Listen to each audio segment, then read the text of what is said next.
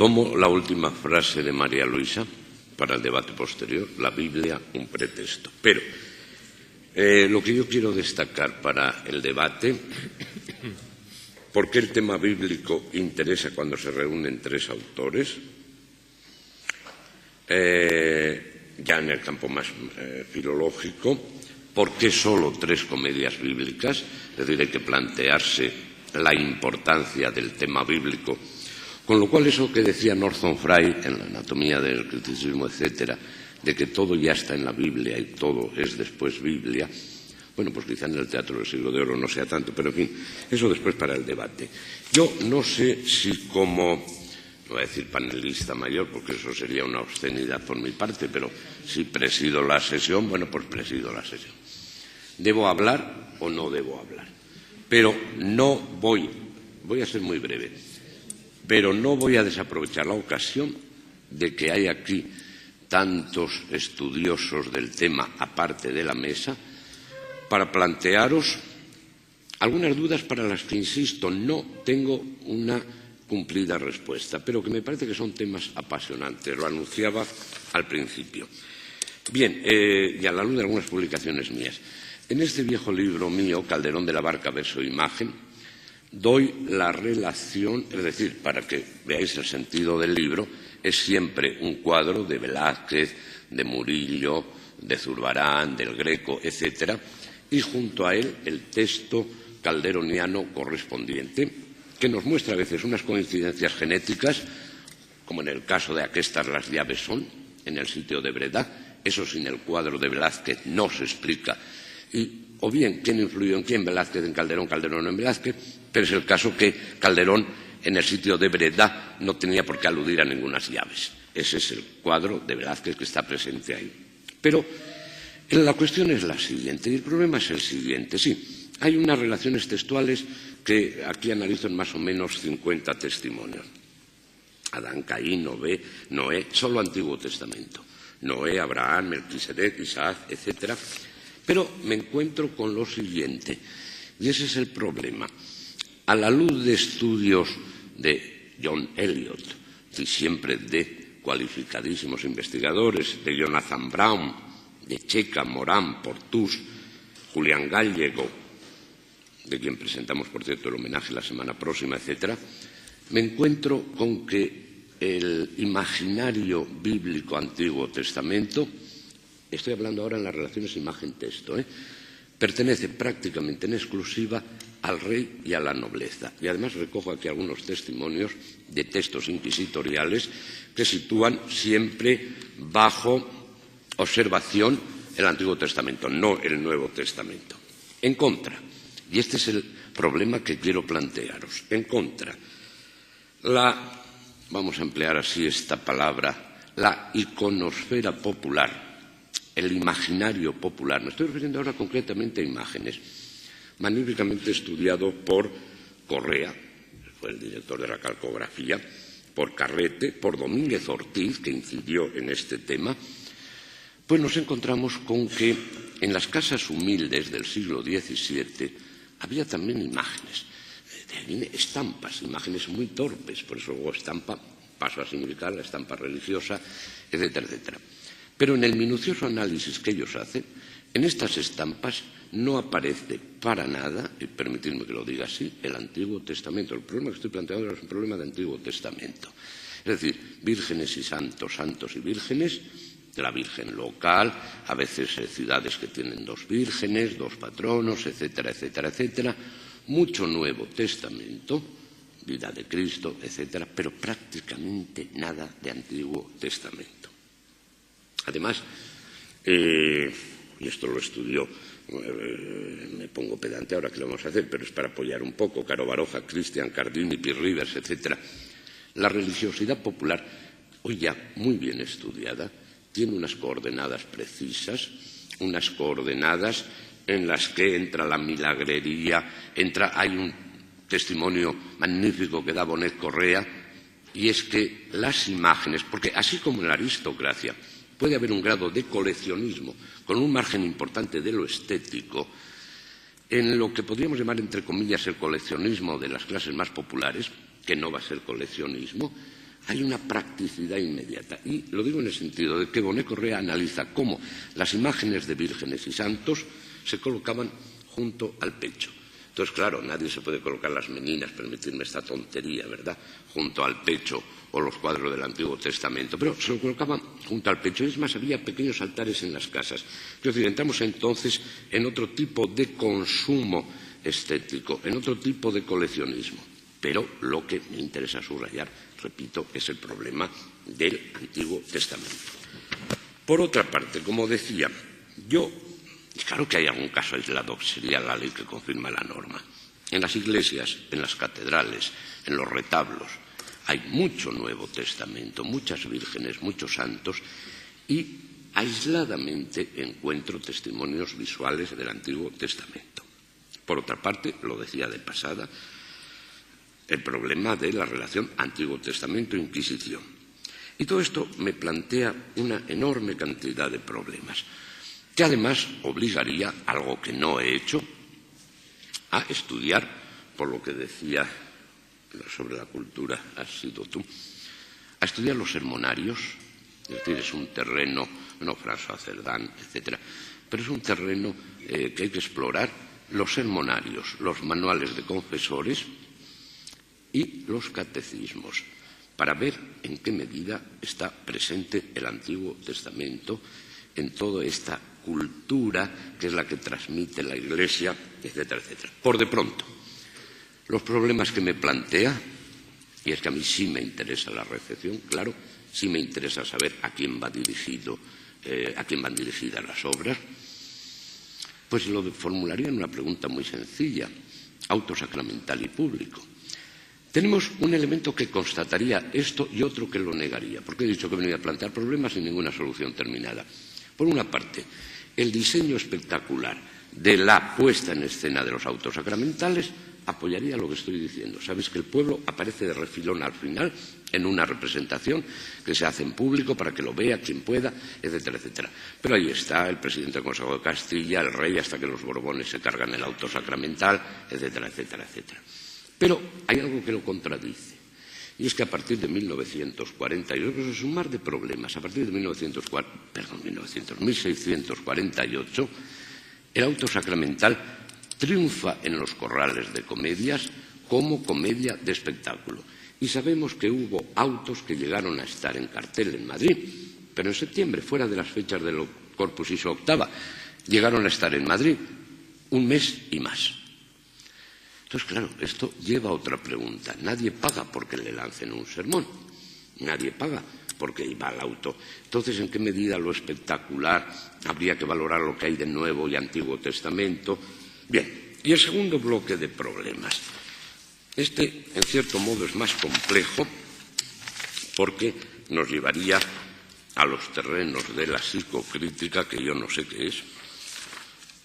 Pero me encontré, cuando nos reunimos convocados en las jornadas por Enrica Cancellieri, en Palermo, con que hay unos que yo llamé entonces ritos escénicos y ritos textuales. Entonces, claro, estoy hablando ahora de la relación teatro mitológico Antiguo Testamento. Es decir, Dios católico, apostólico, romano, dioses de la gentilidad. Y encuentro que el espacio sobrenatural, el cielo, claro, lo que no puedo hacer, porque como esto no es una ponencia, pues no voy a soltar aquí todo este rollo. Pero sí el problema, nubes y trono en lo alto. Es decir, aislé una serie de elementos escénicos importantes. Nubes y trono en lo alto. Aparece en los autos sacramentales, aparece en el teatro mitológico. Lo que yo llamé entonces espacios del rito y el poder, templo y palacio. Aparece con una ritualidad escenográfica muy acusada en los autos y en el teatro mitológico. Los espacios de la celebración, pirámides y carros. Los espacios de la naturaleza, bosque, jardín, montaña y muy especialmente, estamos hablando de Calderón, el peñasco que se abre y la gruta. Bueno, entonces ahí hay unos puntos de encuentro, pero es que en lo textual en lo textual, y esto lo digo a partir de lo que escribí en el homenaje al buen amigo Agustín Redondo, nos encontramos también con unas marcadísimas coincidencias. Que esto ya entra en los terrenos peligrosos de lo doctrinal, porque hay alabanza a los dioses. Claro, en el auto sacramental, alabanza al Dios católico, etcétera, no plantea ningún problema. Pero claro, cuando vamos a piezas mitológicas de Calderón de la Barca, encontramos los mismos mecanismos textuales, los mismos rituales textuales que emplea Calderón en los autos sacramentales. Estoy hablando solo de Calderón.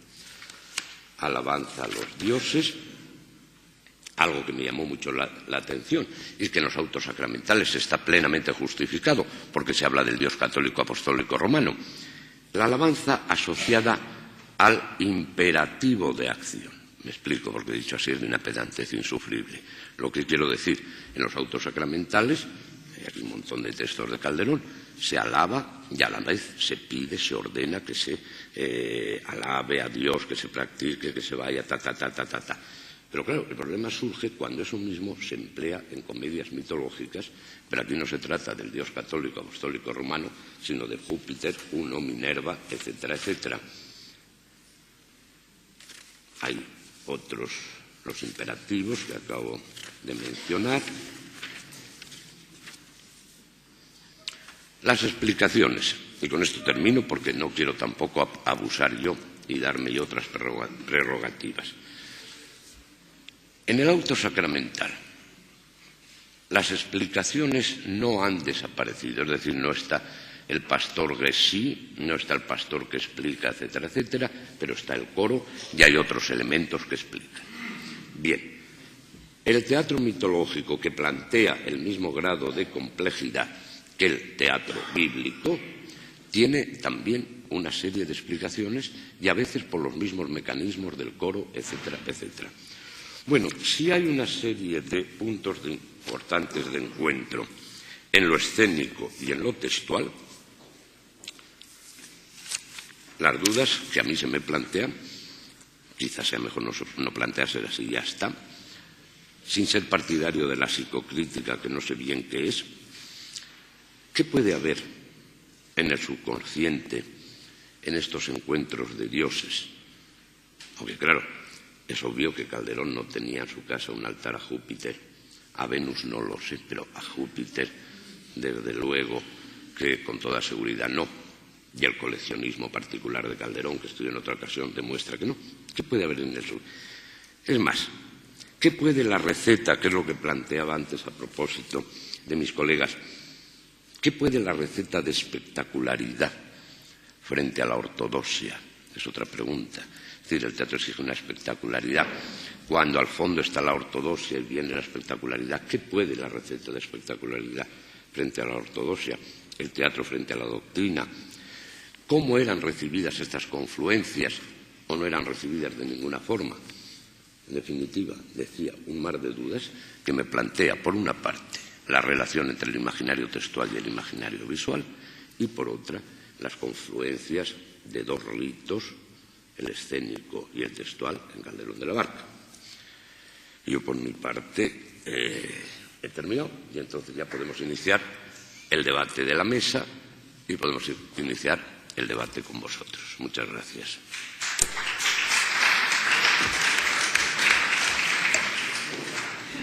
Bueno, pues entonces iniciamos, si queréis. Vamos a iniciar un poquito, brevemente. Yo voy a plantear un tema que ha surgido indudablemente de forma común, o al menos en la mente de todos nosotros, y se estaba hablando de si utilizan nuestros autores adoctrinamiento a través de estos textos.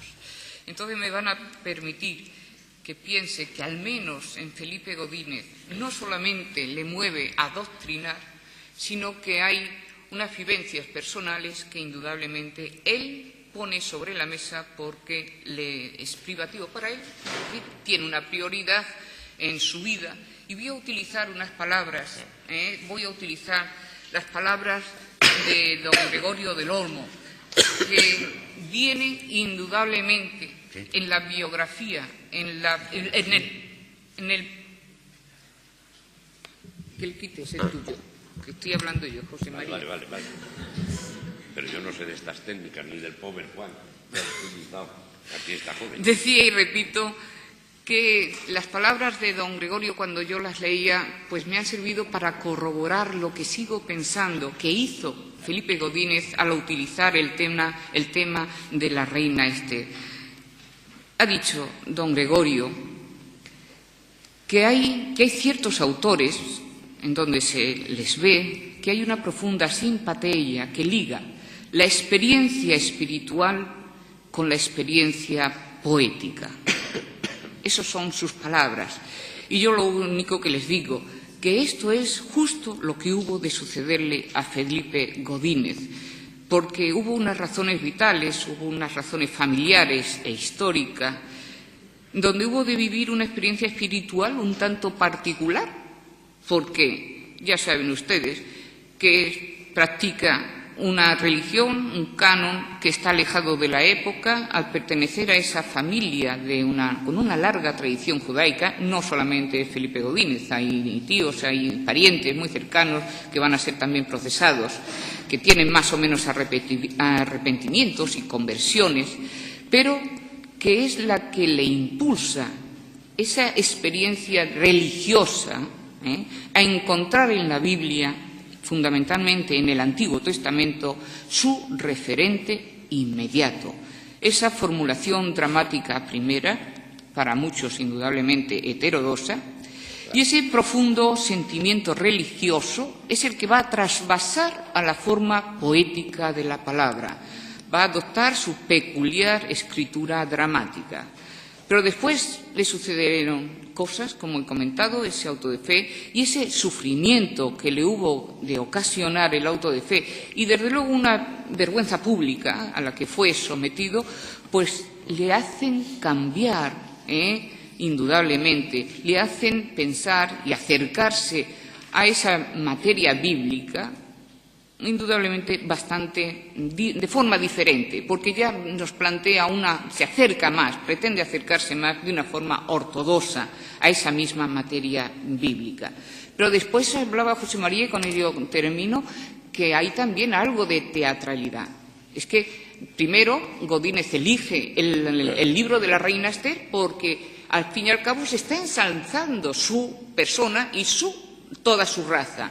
Esther es una mujer que triunfa con todos aquellos inconvenientes que se le plantearon. Al fin y al cabo, leamos como leamos, siempre tendremos que estar pensando que él quiere triunfar. Y triunfó, porque miren ustedes, el texto que tienen ustedes en las manos, aquel que está de forma paralela, son exactamente las palabras más comprometidas de la reina Esther de la primera versión, justo las vuelve a repetir, y que conste que no hay prácticamente repetición a lo largo de las dos versiones del tema de la reina Esther.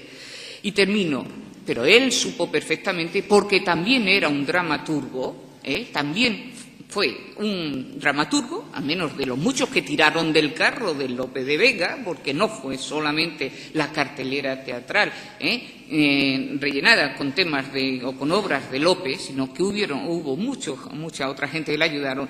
Él también, el libro de Esther, desde luego, le sirve perfectamente para hacer una obra dramática, aparte del mensaje indudablemente religioso, porque allí se recogen temas de rabiosa actualidad entre los autores dramáticos áureos. Fue el privado respecto a la institución real, el tema de la fortuna y la mutabilidad consustancial a la condición humana, sin olvidar, indudablemente, los otros, específicamente religiosos morales, como fue el enfrentamiento del bien y del mal y, indudablemente, por encima de todo, la prefiguración de María en la persona de Esther, en consonancia, indudablemente, con esa apropiación del texto hebreo por el cristianismo, que considera los hechos, personajes e instituciones del Antiguo Testamento como esas realidades históricas queridas por Dios para prefigurar la persona de Cristo y de toda su obra. Esto es lo que hizo indudablemente Felipe Godínez con esa escritura y reescritura de la reina Esther. Y termino con esto para que nuestros compañeros vean que los dos caminos, el tema religioso bíblico más el tema propio del hombre dramático, porque yo creo que fue un dramaturgo. Hombre, miren ustedes, los que después de tantos años hemos estado trabajando en la persona de Felipe Godínez, no vamos a decir que era malo. Hombre, era del montón y tenía muchas cosas, y tuvo su gran fama, y creo que esta tarde nuestro compañero Germán Vega vamos a ver la cantidad de reediciones y ediciones y reediciones que a lo largo no solamente del 17, sino también del 18 y del 19 se hicieron del tema. Bien, Piedad. ¿Puedo? Sí, un segundo que te doy la palabra. Pero Piedad ha recogido muy bien el guante porque ha vuelto a incidir en lo que me parecía uno de los temas centrales planteados esta mañana, ¿no?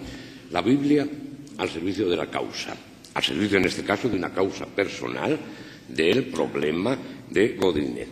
Luego ha retomado muy bien el tema de teatralidad biblia, que después, si queréis, podemos volver a plantear, gracioso y Biblia, que es uno de los temas que a mí me parecen más seductores. Y luego has dejado caer, pero por ahí yo no voy a abrir debate, lo de la bondad-maldad de las obras de teatro del siglo XVII, porque o todo es bueno o todo es malo, no, esto es una tontería lo que acabo de decir, pero claro, nos llevaría a otro problema apasionante, y es que no son las obras, pero eso lo sabe bien Ignacio por el próximo libro, ¿verdad? No son las obras del canon de excelencia hoy las que constituían el canon de excelencia en el siglo XVII. El caso de Fuente Ovejuna, el caso de Peribáñez es paradigmático, y la presencia en bibliotecas, que es lo que estoy estudiando ahora, la presencia de lo que había de obras en bibliotecas, corrobora absolutamente lo que acabo de decir. Pero en fin, ese es otro tema que nos saca de la Biblia. Pero lo que quería era apoyar lo que ha dicho Piedad, retomando algo fundamental. Como decía, Biblia, caso personal, doctrina al fondo. Sí. Pero las listas de las... Date eso, voz. No, que las listas de las comedias que aparecen pues cuando viajan y compran y venden en América y las bibliotecas particulares, nos llevaríamos otra sorpresa, José María.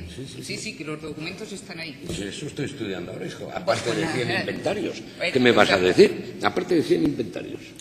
No, solamente rápidamente, era a propósito de la exposición de Piedad, lógicamente se ve claramente la disparidad que hay entre estos dramaturgos, o sea que no tiene nada que ver un dramaturgo con otro, y tenemos aquí un Felipe Godínez, que la Biblia realmente tiene una presencia importante y hay un sentimiento ante la Biblia absolutamente distinta. Tenemos a un Tirso que era mercedario, y en cambio tenemos a un Rojas y Moreto que eran hombres de teatro a los que no les interesó la Biblia, que probablemente tomaron el asunto bíblico en algún momento con otros objetivos, y lo dijo María Luisa también, la Biblia como pretexto en ese momento más que como...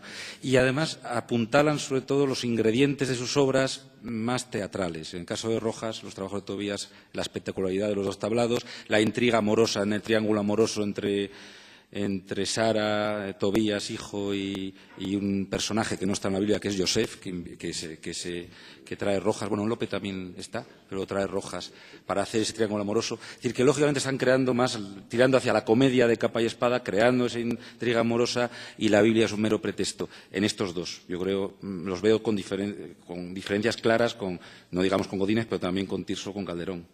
Claro, es que aquí había un problema elemental, o básico, que planteábamos al principio. Un perseguido, un fraile y dos hombres de teatro. Podría ser el resumen en ese sentido. Un perseguido, un fraile y dos hombres de teatro. Y por eso me parecería sí, título de una novela histórica. Me parecía muy sugestivo, por eso os doy la palabra a vosotros ahora, como alguien que estuvo en el ojo de la Inquisición, y por qué estuvo en el ojo de la Inquisición y por qué sufrió lo que sufrió, se plantea la Biblia y el Antiguo Testamento. Y como un fraile mercedario, con escasísimos, otro de los aspectos verdaderamente curiosos del debate, son 5 obras lo que has dicho, ¿no? 5 obras en un fraile mercedario. El tema bíblico, ¿dónde queda Norton Fry? Que te he recogido esta mañana con Norton Fry. ¿Dónde queda la Biblia? Pero bueno, voy a darle la palabra a ellos y después, naturalmente, como hemos dicho, que era un debate abierto hasta la hora de esto, pues seguimos, porque la multitud de cuestiones que se han suscitado ha convertido esto verdaderamente en un panel, que es lo que yo quería, y confieso que venía preocupado en que esto fuera una sesión de miniponencias, Vuelvo a repetir, y para ese viaje no hacía falta alforjas. Paco. José María. Paco. Hombre, el título es muy bonito, ¿no? Como era un perseguido, un fraile y dos hombres de teatro. Hombre, reducir a Tirso a un fraile... vamos, hombre, no. Era fraile. Ya. Pero era fraile. De todos modos, hay un aspecto en el que... O sea, sí, 5 comedias bíblicas. Germán va a hablar de eso, o sea, que no voy a adelantarlo. 5 comedias bíblicas en el corpus de Tirso son bastantes. Y más, ya lo verás esta tarde, con todos los datos que Germán nos va a pasar. Y no he hablado de ello, pero también habría, y lo ha estudiado muy bien Ignacio, habría que hablar de los autos. Claro, la presencia de los autos de Tirso, me refiero, pero no voy a hablar de ello ahora. La presencia de la materia bíblica en los autos de Tirso de Molina, que está también y muy presente. Pero en cualquier caso, sí, bueno, el hecho que sea fraile ya ha dicho que tiene una formación, por supuesto, que a lo largo de toda una carrera, pero no es por encima de todo en este caso un dramaturgo que tuvo además problemas por ser dramaturgo y fraile. Claro, o sea que si queréis también lo podemos incluir, no como en el caso de Felipe Godínez, pero también tuvo su persecución. El 6 de marzo de 1625, el edicto de la Junta de Reformación le prohíbe escribir comedias, ¿no? Pues claro que sí.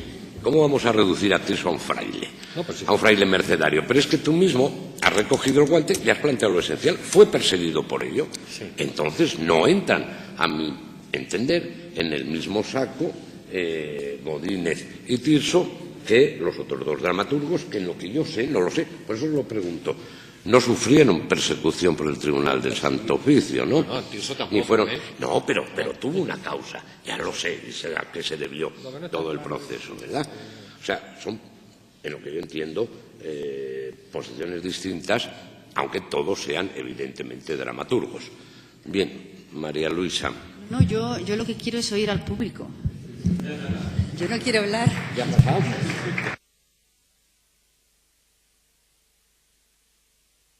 Tenía pensado ahora mismo pasar ya la intervención al público, pero me parecía de elemental cortesía que primero hablara la mesa, ¿no?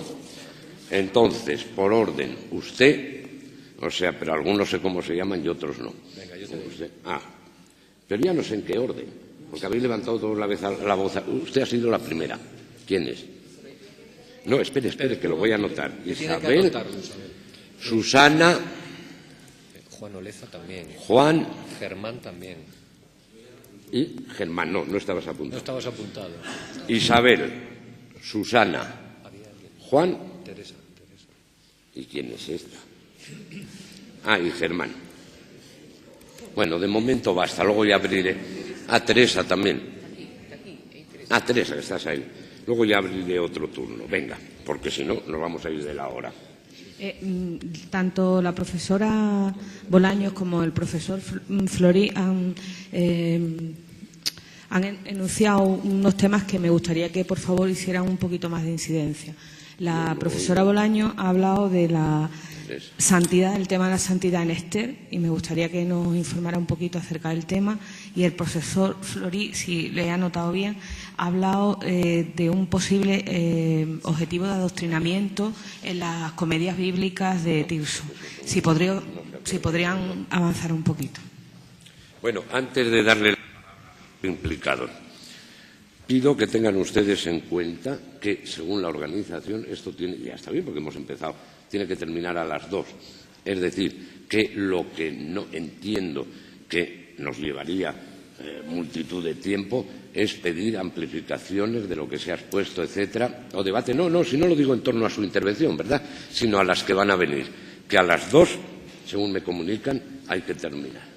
Bueno, entonces, Isabel. Bueno, Alfredo.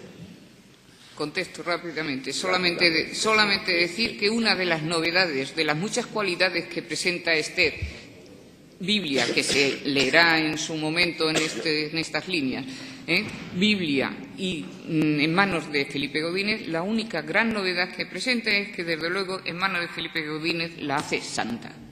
la hace santa. Sí, le dice que eres agradable, honesta, cuando Egeo va a verla, a decirle en la elección que se iba a recaer sobre ella, etc., agradable, honesta, humilde, santa y hermosa. Pues miren ustedes, la santidad no es el hijo que nace de ella, sí va a ser el santo, pero desde luego en ningún momento de la Biblia, ni en el Antiguo Testamento ni en el Nuevo Testamento, la Virgen aparece mencionada como santa. Lo único que les puedo decir es que casi Godínez pretende hacernos ver esta obra como una obra hagiográfica, con un antes y después. Hay una Virgen, hay una mujer que tiene una serie de cualidades positivas, con una visión que dialoga, conversa con aquellos profetas y empieza a cumplirse todo lo que esta persona ha soñado. Además, dice, ya utiliza ahí los sueños son. A partir de este momento, casi nos está presentando una comedia hagiográfica. Todo es con tal de huir de lo que le pueda rezumar con el tema de la reina Esther, con ese libro judaizante. Yo creo que lo pretendió hacer todo. Con eso me callo. Paco. En las comedias bíblicas, la doctrina, podríamos decir, va por dos caminos, o la información va por dos caminos. Hay alusiones en las comedias bíblicas a pasajes bíblicos, no exactamente de los libros de los que se están tratando. Esas alusiones pueden ser o cómicas o serias. En el caso, por ejemplo, de la Mejor Espigadera, las hay de los dos tipos. Una inevitable que nos encontramos continuamente: Noé, inventor del vino. Se refiere al Génesis 9, 20, 21, eso aparece, eso es una alusión cómica. Pero hay otras que se refieren al Decálogo, se refieren a la tierra de promisión, hablan de Jacob y de Raquel. Esa sería por un lado. Y por otro, dentro de la misma comedia, digamos que el peso de la enseñanza, de las reflexiones morales, si quieres llamarlo así, es a cargo de Noemí, donde se habla, por ejemplo, de la avaricia, que recordemos que es un pecado capital, se insiste mucho. Lo mismo ocurre en tanto es lo de más como lo de menos con el rico Epulón, del que ya se habló, y se habla no pocas veces en la comedia a cargo de Noemí de esto te pasa por justo juicio de Dios. Es decir, quien tal hace, que tal pague. Bien. Es sobre las lágrimas de David. Las lágrimas de David. Creo que la única fecha concreta que tenemos es sobre su montaje en 1637, montaje palaciego. Y entonces yo me preguntaba cómo es que una comedia de un autor que ha sido procesado por la Inquisición llega a ser un montaje palaciego. La otra pregunta relacionada con el mismo texto es de qué fecha crees que realmente es la composición.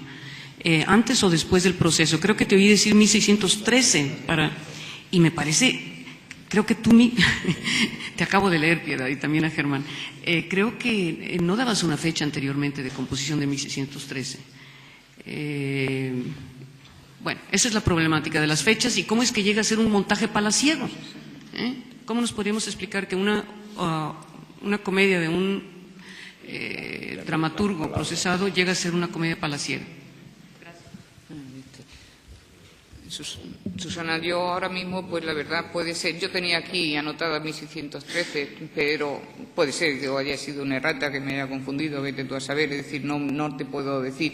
¿Y por qué? Pues porque la reescritura o cualquiera de estas fórmulas que está utilizando Godínez, pues se convierte perfectamente en una comedia palaciega, no hay ningún inconveniente. No la he trabajado en esta ocasión, es decir, que para aquí solamente me he centrado, y lo he comentado, en el problema del libro de la reina Esther, en sus dos versiones, y bueno, pues habría que ver, profundizar, y ahora mismo si tú lo tienes presente, seguro que sabes bastante más que yo, que desde hace 30 años casi no me he acercado más.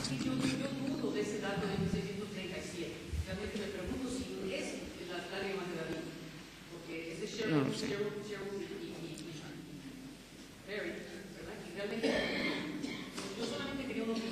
Sí, el problema que todos tenemos, no solamente con Godínez, es que los títulos coinciden.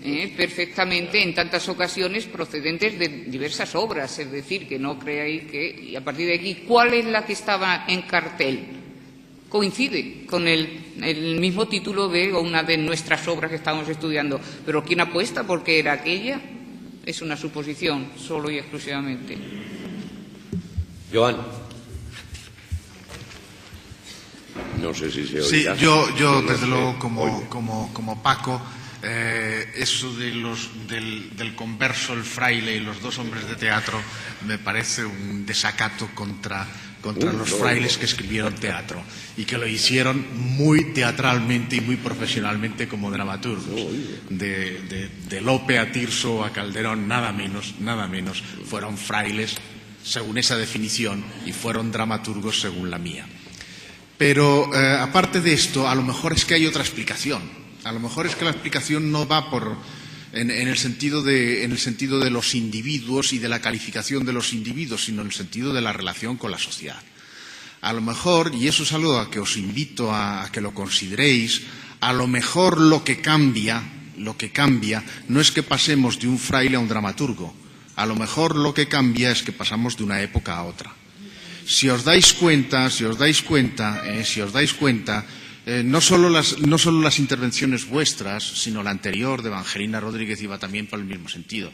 Mientras en la primera época, la época más afectada todavía por Trento, la fidelidad a la Biblia es muy grande, es muy, muy grande.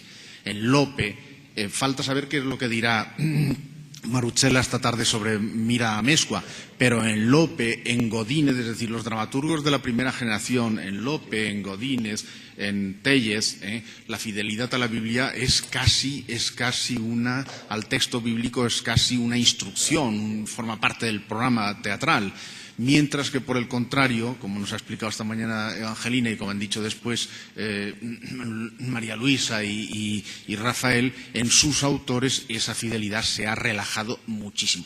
Y eso viene a relacionarse directamente con lo que estábamos discutiendo ayer, con lo que ayer a última hora estábamos discutiendo, es decir, cómo efectivamente se va a producir, pese a todas las prohibiciones de Trento, una relajación que va en aumento a medida que nos alejamos de los años 40-50. La sociedad se hizo más permisiva y no es lo mismo la época, desde ese punto de vista, no es lo mismo ni mucho menos la época de Felipe II que la época del Duque de Lerma, por ejemplo, que la época del Duque de Lerma o del Conde Duque de Olivares. Son épocas sustancialmente distintas y donde toman... Habéis planteado otra cuestión que yo la replantearía para que se tenga en cuenta en el debate. Habéis planteado la cuestión de la espectacularidad. Así como la fidelidad a la Biblia va perdiendo terreno a medida que avanzamos en el tiempo, en cambio la espectacularidad se mantiene desde el principio. Es decir, parece como si los temas religiosos exigieran mucho espectáculo. Las obras de Lope, las obras bíblicas de Lope, son de las más espectaculares de toda la obra de Lope. Son las que utilizan mayor escenografía y más gasto escénico, aparte de un número inconmensurable de personajes, y unos recursos escénicos de una enorme complicación.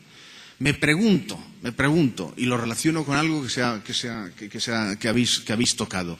Me pregunto, esa espectacularidad o ese incluso exceso de espectacularidad, como yo no dudaría en llamarle, ese exceso de espectacularidad es compatible, por lo general, con la representación un solo día de corral, porque al día siguiente ha de dejar lugar a otra obra.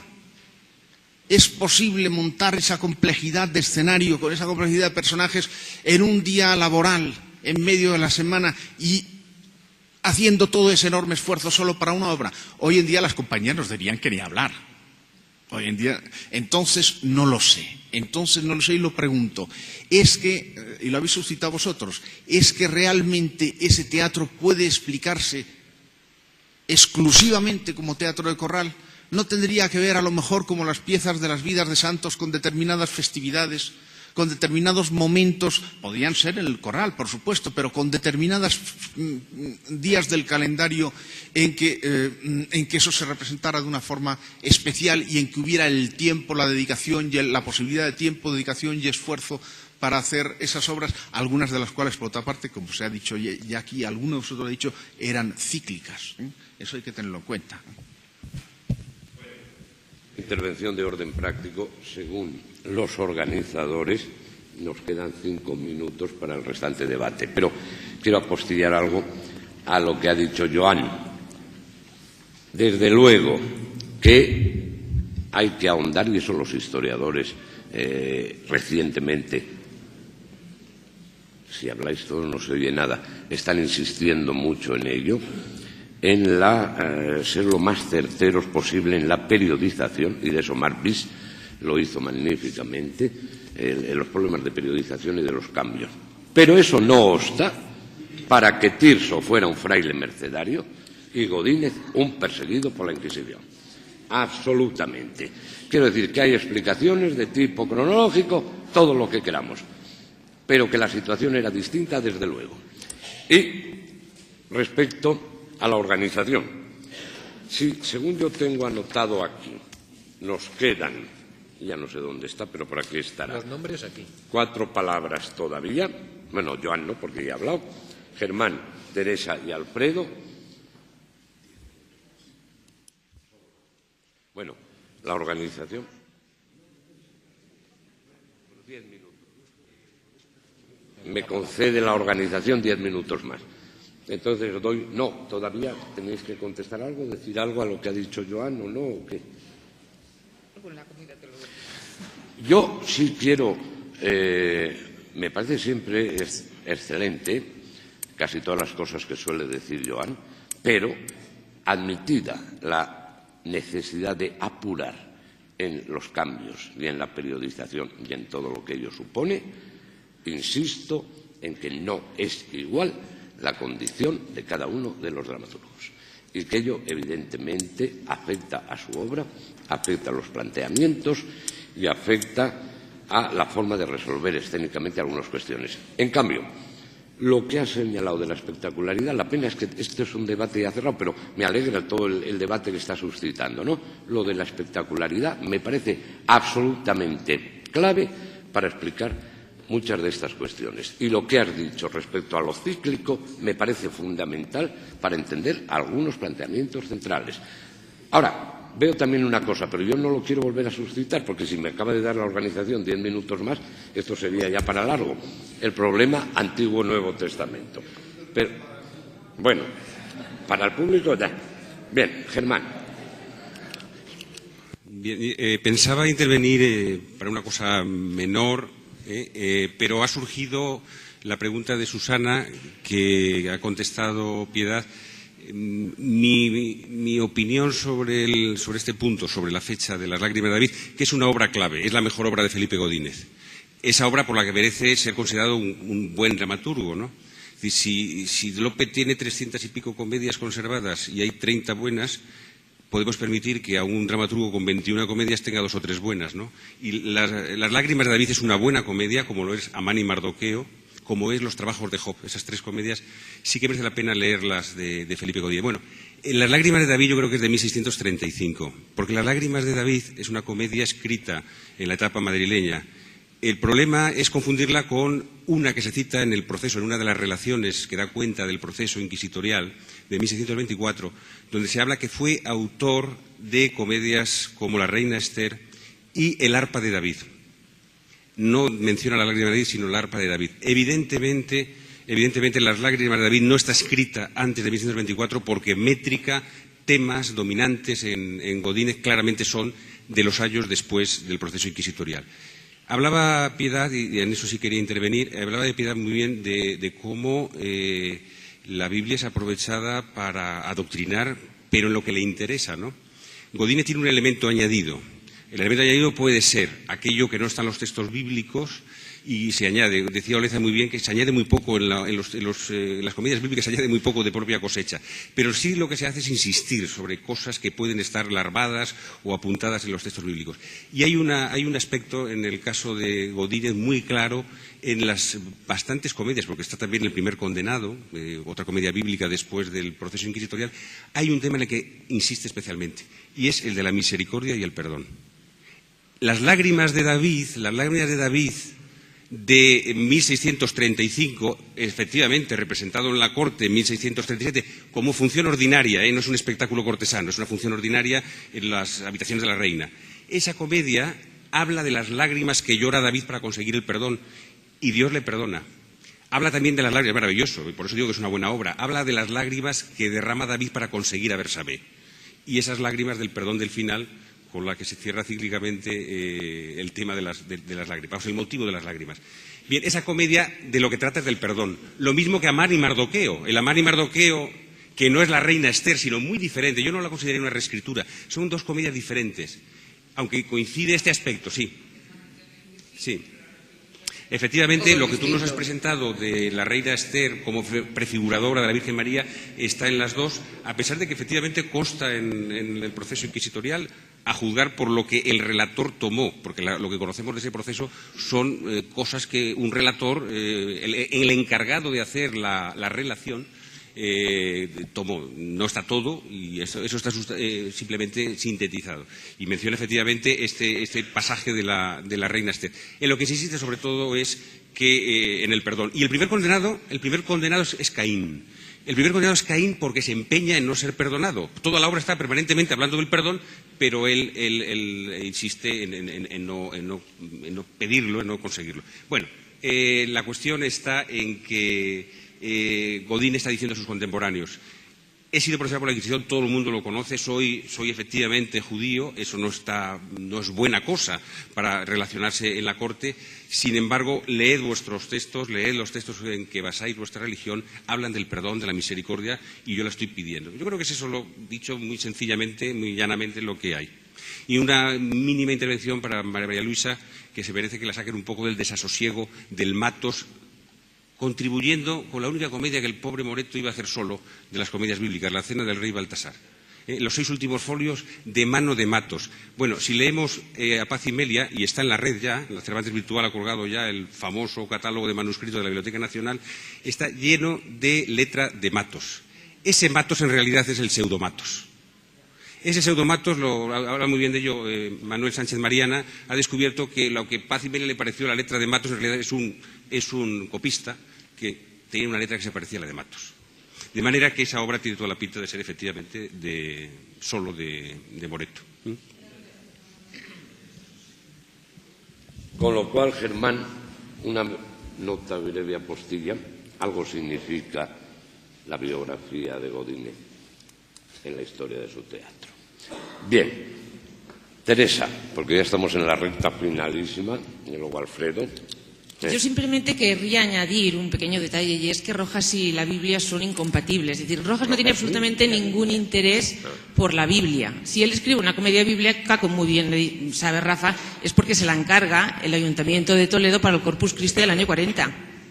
Nada más. Y de los 6 autos que tenemos, los vemos también que son encargos del Ayuntamiento de Madrid de los años 35, 39 y 40, me parece, y luego vuelve otra vez a Toledo en el año 45 con otro. Por tanto, son encargos y no tiene absolutamente ningún interés por la Biblia. Tenéis que contar.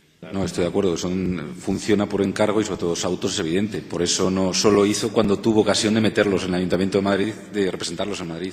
Y la comedia por lo mismo. Dale. ¿Algo más por parte de la mesa? No, Alfredo.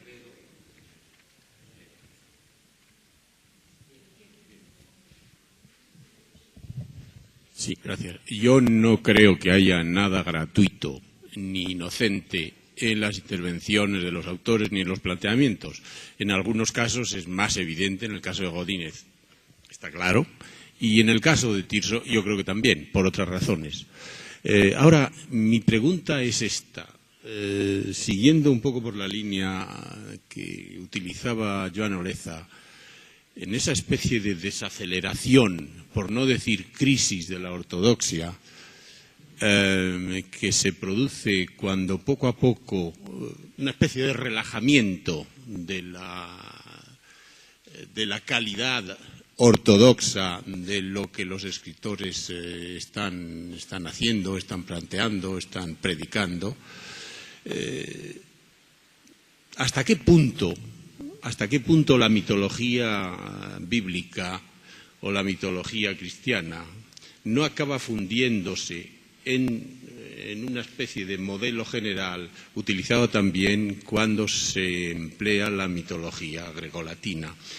Y mi pregunta es, ¿el sistema teatral que utiliza la mitología judía o la mitología cristiana y la mitología clásica, es que recurren los dos al mismo sistema? ¿Es que el uso de la mitología clásica, en fin, grecolatina, responde a criterios distintos desde un punto de vista de teatralización, de dramatización, etcétera, a criterios distintos de los que se utilizan cuando se habla cuando se emplea la mitología cristiana o judía, teniendo en cuenta el relajamiento a que tú hacías alusión, que poco a poco acaban quedándose? No creo que nadie se preocupara demasiado por razones de tipo ortodoxo en la mitología grecolatina, y tal vez empezaron a ocuparse cada vez menos de razones de tipo ortodoxo en la mitología cristiana o judía. Entonces, los sistemas dramáticos que utilice de los dos usos, ¿es que llegan a ser parecidos? No sé, es una pregunta que me hago.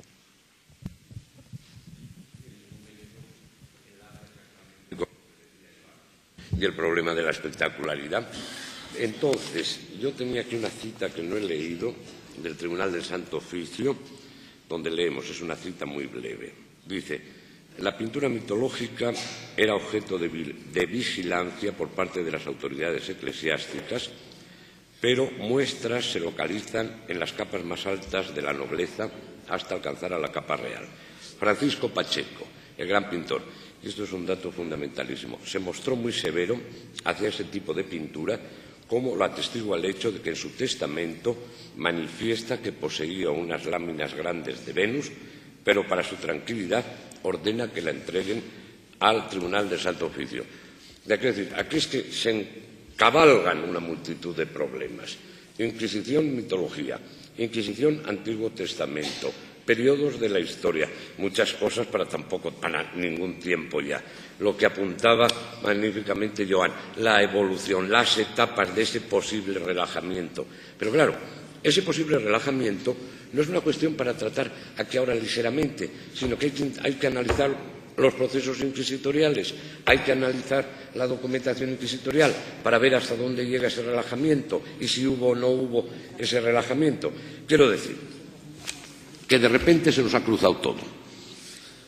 De repente, a las 2:10 se nos ha cruzado todo. Tiene una serie de problemas apasionantes de recepción de cuestiones que ya no es posible abordar. ¿Qué le vamos a hacer? Muchas gracias. Podría continuar la mesa eternamente, claro.